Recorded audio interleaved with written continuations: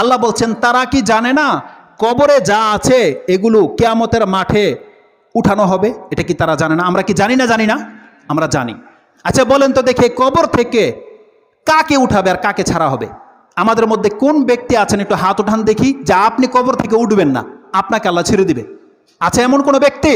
তার মানে আমরা সবাই বিশ্বাস করি যেহেতু আল্লাহ বলেছে আমাদেরকে কবর থেকে উঠানো হবে, তা আমরা সবাই তো কবর থেকে উঠব। আল্লাহ বলছেন এই কথাটাকে যারা মেনে নিয়েছে তার পরের কথাটা তুমি স্মরণ রাখো, আফালা ইয়ালামু ইযা বুসিরা মা ফিল কুবুর ওয়া হুসিলা মা ফিস সুদূর। আল্লাহ বলছেন যখন প্রত্যেক ব্যক্তিকে কবর থেকে উঠানো হবে, তাহলে সেই ব্যক্তি জেনে নেক তার অন্তরে সে কি গোপন করে রেখেছে, কাল কিয়ামতের মাঠে আমি আল্লাহ সেটা প্রকাশ করে দেব। আল্লাহ বলছে তার অন্তর থেকে সেটা বের করে আনা হবে, যে বাস্তবিক সে কি ইসলামের উপরে ছিল কিনা নাকি মুনাফিকি করেছে। আল্লাহ বলছেন এটা আমি হাশরের মাঠে, দুনিয়া তো সে গোপন করে রেখেছে, কিন্তু হাশরের মাঠে সেটা আল্লাহ বলছেন ওয়া হুসিলা মা ফিস সুদূর, তার এই বক্ষের মধ্যে সে কি জমা করে রেখেছে, আল্লাহ বলছেন এটা আমি সবার সামনে প্রকাশ করে দেব কিয়ামতের মাঠে। কোনো ব্যক্তিকে বাদ পড়বে যে আমি বাদ পড়বো সেখান থেকে? কেউ বাদ পড়বে না। এটা হলো পরীক্ষা শুরু। আর আল্লাহ সুবহানাহু ওয়া তাআলা বলছেন আমি প্রত্যেকটা ব্যক্তিকে গণনা করে রেখেছি। তার মানে কি জানেন, আমাদের প্রত্যেকের এই শিরার মধ্যে বারকোড লাগানো আছে। বারকোড বোঝেন কেউ? বারকোড যারা হাইপার মার্কেটের চিনেন বা এইসব প্রোডাক্টের সাথে জড়িত তারা বোঝেন বারকোড কি।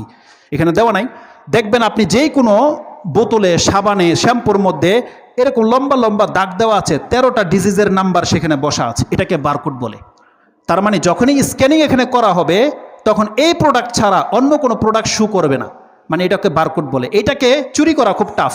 এই জন্য বারকোডের মধ্যে যার নাম্বার বসানো আছে সেই ব্যক্তি সেখানে বেরিয়ে যাবে। আর আল্লাহ সুবহানাহু ওয়া তাআলা বলছেন আমি প্রত্যেকটা ব্যক্তিকে গুনে গুনে রেখেছি এবং প্রত্যেক ব্যক্তিকে একা আমার সামনে দাঁড়াতে হবে কাল কিয়ামতের মাঠে। কোরআন আল্লাহ সুবহানাহু ওয়া তাআলা কিভাবে বলেছে এটা আপনি পড়ুন সূরা মারইয়াম। সূরা মারইয়াম 19 নম্বর সূরার 93, 94, 95, 96 এই 3-4টা আয়াত আপনি পড়েন। আল্লাহ সুবহানাহু ওয়া তাআলা বলছেন ইন কুল্লু মান ফিস সামাওয়াতি ওয়াল আরদি ইল্লা আতির রাহমানি আবদা। এই শব্দটা ভুলবেন না।